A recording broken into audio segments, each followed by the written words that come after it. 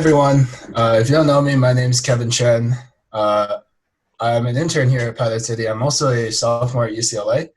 And as you might have picked up from the slide here, I'm a part of a club called Toastmasters International, which is a public speaking club that stretches all across the world.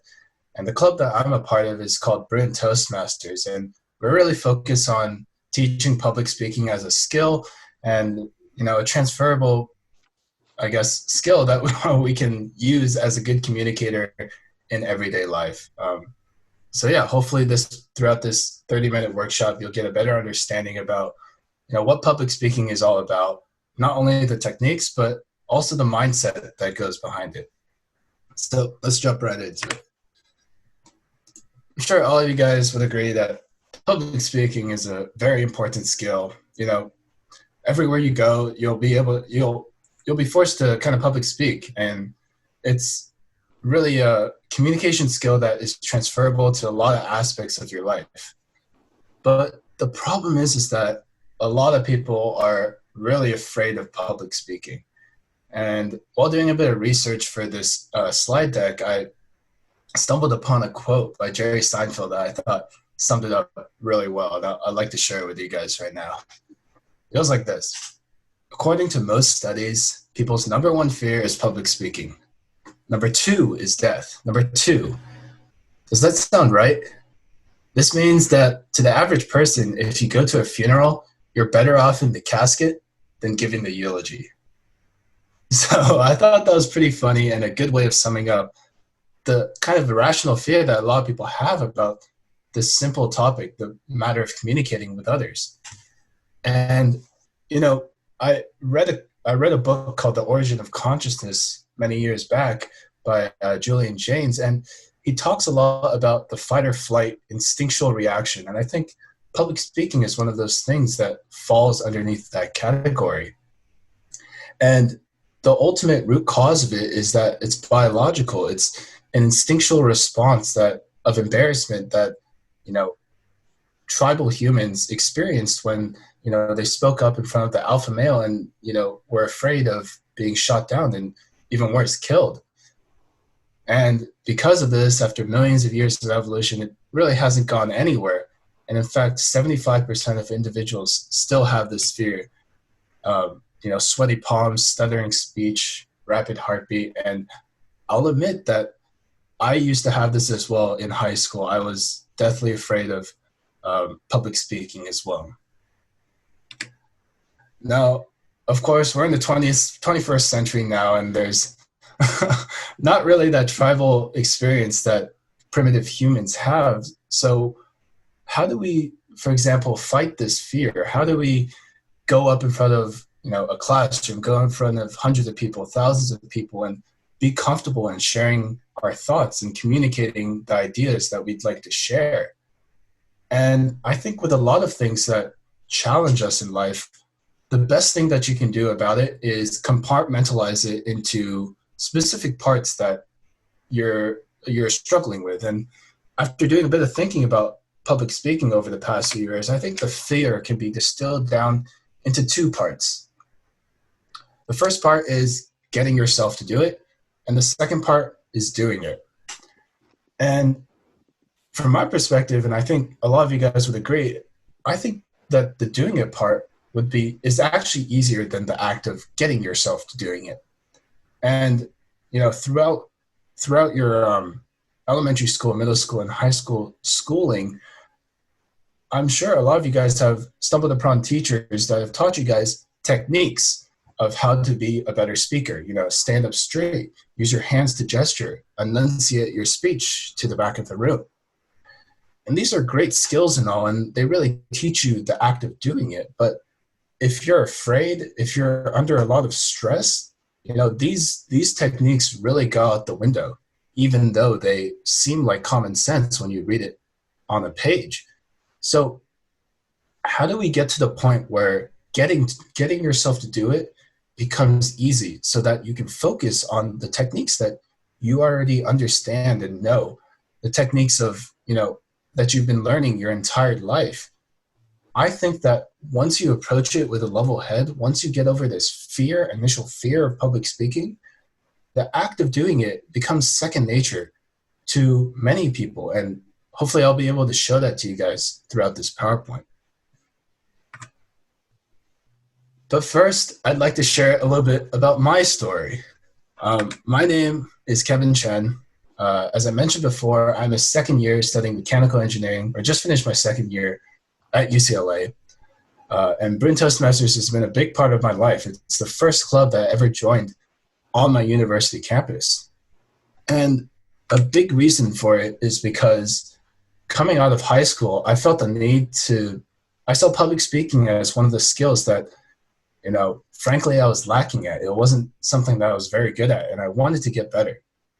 And I still remember my senior year, there was an event where it kind of triggered this curiosity about how I can become a more effective communicator.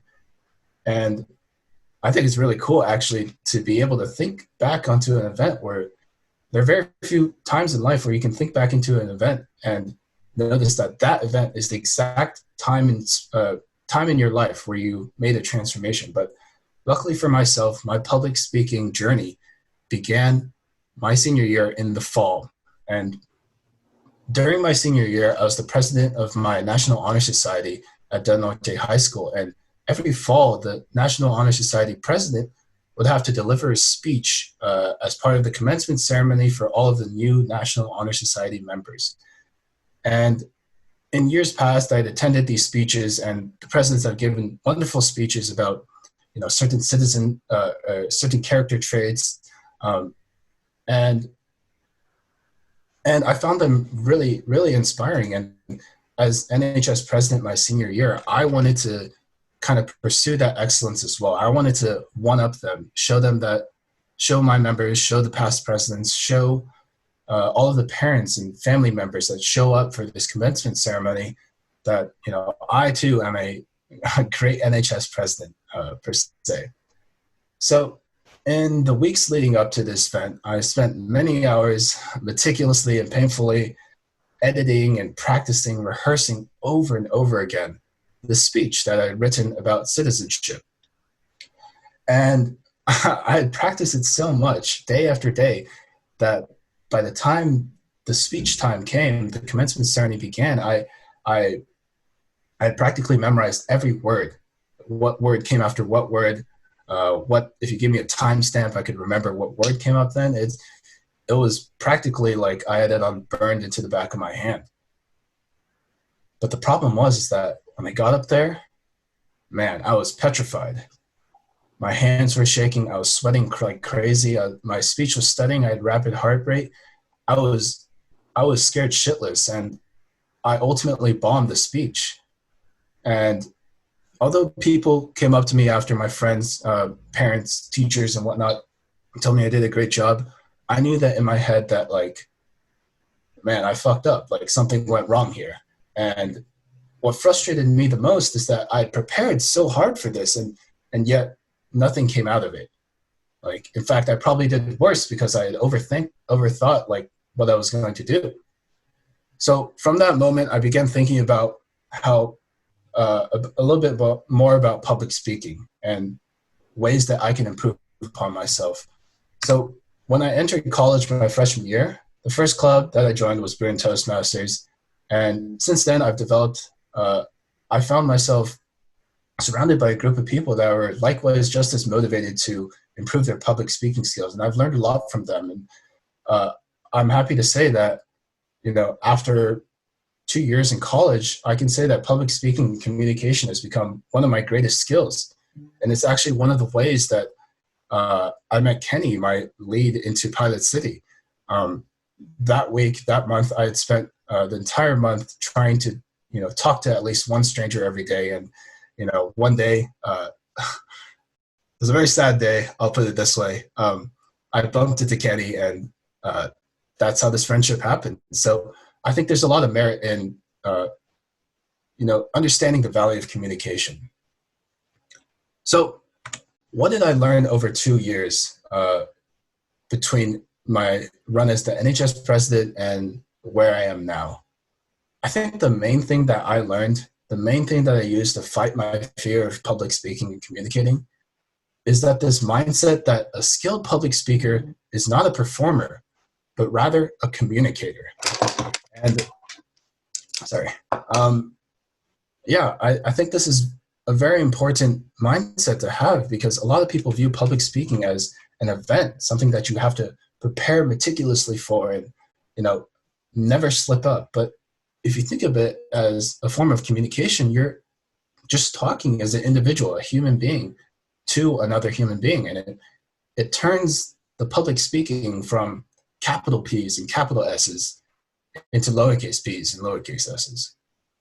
So let's talk a little bit more about what a performer is. To me, a public speaker that's a performer is somebody who is manufactured and insincere. This was me as NHS president, thinking about every single word I say, preparing meticulously, making my words seem inauthentic, and also insincere, having the intention to one up the old NHS president, impress others. This isn't something that, is virtuous. It's not a true representation of myself. And, although I agree that there are some situations where you have to put on a persona, if you're in a professional setting, of course, don't crack jokes like you're with your friends. But I would say that most public speaking requires you to be a communicator rather than a performer. And a communicator is somebody who is honest as well as vulnerable. And what I mean by honest is that you're not only honest with yourself, but also honest with your audience. And what I mean by vulnerable is that you're comfortable with making mistakes. And these are two items that I'll talk more in depth later on in this PowerPoint.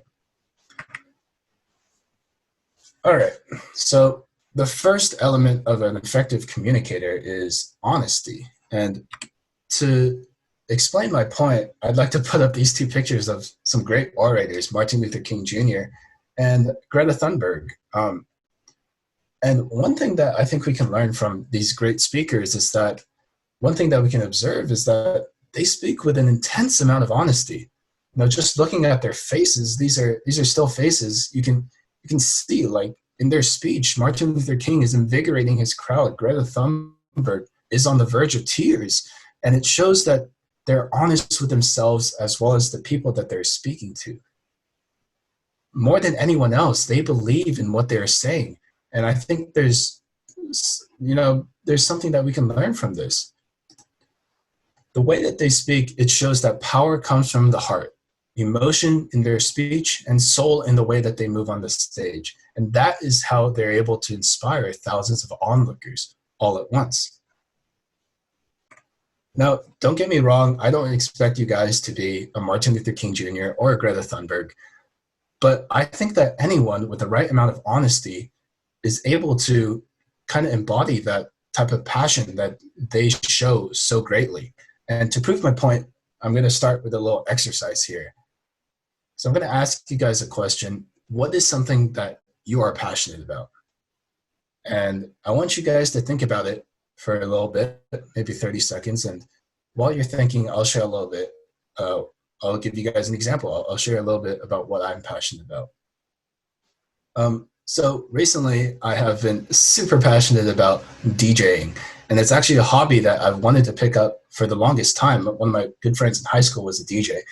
And I recently had picked it up during quarantine because I just decided, if I'm at home, might as well just be a bedroom DJ, learn a new skill. And it's been a blast. I've had a great time curating my favorite songs and putting together sets that really convey a vibe. I like to layer songs that share similar themes, and it's been a super fun experience. All right, so I'd actually like to call on a couple people, maybe 2 or 3 people, to share what is something that they're passionate about. And if you'd like to volunteer, feel free to unmute yourself and just unmute yourself and let's hear what you have to say. Anyone? I see. Yeah. I was really passionate about writing.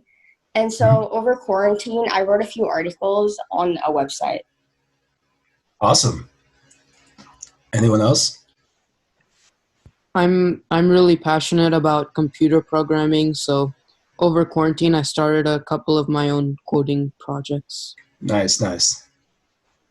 And I see a bunch of uh, messages in the chat as well. Those are great. Honestly, for me, during quarantine, I've been replaying all my old Pokemon games from when I was a kid, and it's been super nostalgic. And I'm actually like super into Pokemon now Let's because it just like go. takes me back to like a whole simpler time in my life. You know what I'm saying? You see the new RPG or was it MMO coming out? Well, oh, is that for the new like Sword and Shield? Dude, I don't have a Switch. I can't play the new Sword and Shield. No, no, no. They announced on Twitter yesterday that they're having a like MMO game coming out. Oh, damn. It's like League of Legends. Oh, for real? I gotta Yeah, hop on that. check it out. Yeah, yeah. All right. So the point that I'm trying to make here is that given the right topic, anyone can go on and on. And if you've hung out with friends and been able to kick the shit with them, you've experienced this firsthand. It's speaking and sharing about oneself is an innate ability that all of us possess. And I think the biggest hurdle for us is to actually get ourselves to do it.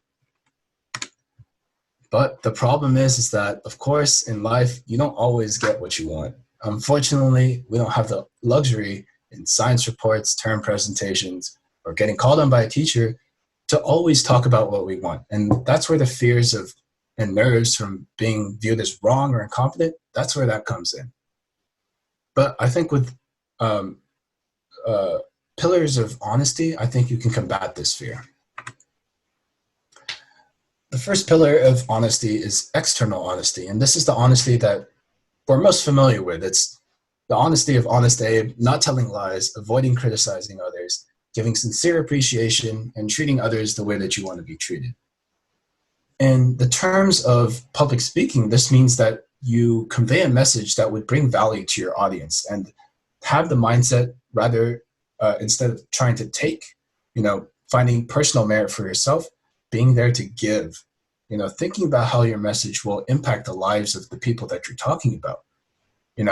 A lot of people start their PowerPoints with, their credentials and end their PowerPoints with their email and contact info. And it's really something that maybe is subliminal, but I mean, if you look at Martin Luther King Jr. or Greta Thunberg, or even browse YouTube for TED Talks, very few people begin their PowerPoints with, my name is Dr. blah, blah, blah, and I went to Princeton. Like, very few people do that, and very few people, even less people, end their presentation with, you can reach me at LinkedIn. So when speaking about anything in an honest term, it means that you have the policy to give no matter what. And that allows you to open up to your audience a lot more and makes your audience trust you. I mean, why would anyone not trust somebody who is, being honest and sharing a message that would actually benefit them? So, I mean, in the terms of your science report, think about how this scientific concept could impact the daily lives of people, or how your term presentation, why your project is important. Or even if you're called on by a teacher, feel free to share your thought process because, other people might be thinking the same thing. All right, the second pillar of honesty is internal honesty. And it's something that we don't really talk much about when we think about honesty, but I think it's perhaps outweighs external honesty in terms of the way that you carry yourselves through your life. Being honest with yourself means that, you understand that you don't have to be the best speaker, but you just have to deliver your message and be honest with yourself. And if you look at inaugural addresses or Apple keynotes or inspiring courtside speeches with 2 seconds on the shot clock and distill it into the most simplest terms, it's really just one individual talking to a group of other individuals, all human beings. And once you get over the fact that your speech is not a perfect performance, but rather an internal and external honest expression of yourself, everything becomes a lot easier and you have a lot more integrity in what you're saying.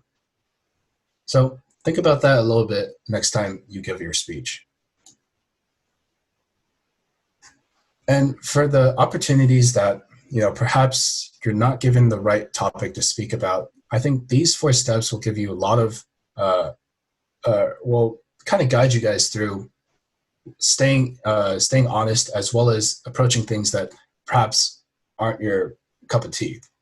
The first step is understanding your objective. This is easy. This is like your thesis statement. Are you there to inform, persuade, or entertain? The second step is coming up with a response. Now, this is a little bit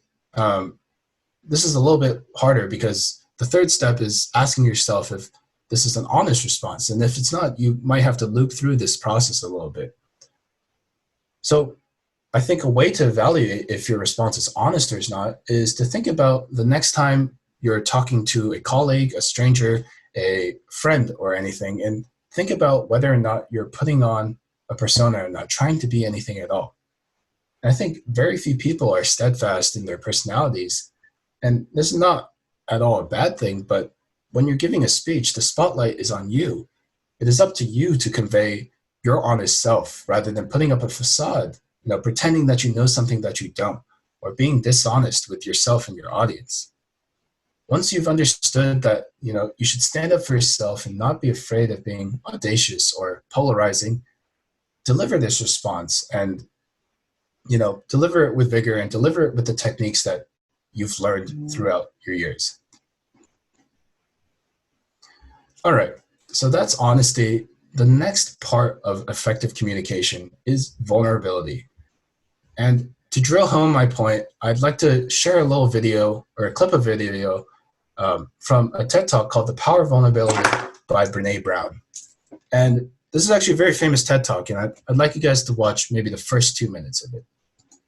With how to write about you on the little flyer. And I thought, well, what's the struggle? And she said, well, I saw you speak, and I'm going to call you a researcher, I think, but I'm afraid if I call you a researcher, no one will come because they'll think you're boring and irrelevant. And I was like, okay. And she said, but the thing I liked about your talk is, you're a storyteller, so I think what I'll do is just call you a storyteller. And of course, the academic, insecure part of me was like, you're going to call me a what? And she said, I'm going to call you a storyteller. And I was like, oh, why not Magic Pixie? I was like, let me think about this for a second. And so I tried to call deep on my courage. And I thought, I am a storyteller. I'm a qualitative researcher. I collect stories. That's what I do. And maybe stories are just data with a soul, and maybe I'm just a storyteller. So I said, you know what? Why don't you just say I'm a researcher storyteller? And she went, there's no such thing. So I'm a researcher storyteller. And I'm going to talk to you today. We're talking about expanding perception. And so I want to talk to you and tell some stories about a piece of my research that fundamentally expanded my perception and really actually changed the way that I live and love and work and parent. And this is where my story starts. When I was a young researcher, doctoral student, my first year, I had a research professor who said to us, here's the thing, if you cannot measure it, it does not exist. Okay, perfect. So Brene Brown, I think the reason why this TED Talk is so famous, if you view it on YouTube, it has tens of millions of views, is that Brene Brown really drives home a fear that a lot of people have, and it's a fear of vulnerability. And I really recommend you to watch the rest of the video, The Power of Vulnerability by Brene Brown, because of course we don't have time to view the whole thing, but I really recommend you guys to view it and think deeply about what she is saying. So later on in the video, she talks about in order for a connection to be made, we have to allow ourselves to be seen. This is her talking on vulnerability. And I think this quote holds a lot of merit. I think overall, the ability to feel connection is what makes us human. And in terms of public speaking, this is why, if you think about it, this is why techniques that you've learned, such as personal anecdotes, metaphors, and gestures, this is why they're so effective. They allow the speaker to connect with his or her audience. And even just looking at Brene Brown, she opens her speech with an anecdote and gets laughs out of her audience, makes them feel comfortable with her. And even talks a lot about how she's in academia and she felt inadequate or doubted. And, I know that people who typically attend TED Talks, they're also academics. And so using this anecdote really opens her up to the audience and opens the audience up to her, and allows herself to be seen as well as a connection to be made. Now, the problem is that most people, at least, either hate vulnerability or are very uncomfortable even at the thought of it. And you remember how at the beginning I told you guys that I would help you guys get over your fear of public speaking? Well, I lied. I'm sorry. The fear of vulnerability and the fear of public speaking is not going anywhere. The thing is that most people try to outsmart it instead of embracing it. This is me practicing nonstop, rehearsing over and over again, running it over in my head. It's a rationalization of something that shouldn't have to be rationalized. And the idea of vulnerability not going anywhere is a mindset that public speakers that are effective have absorbed and realized and embodied. And the most dangerous thing that we can do as individuals is try to over-rationalize it. And unfortunately, a lot of intelligent people, a lot of smart people that have been taught throughout their lives that any problem can be solved, going into school, any test can be brute force through if you study hard enough. Any objective, any sport can be brute force through if you just train hard enough.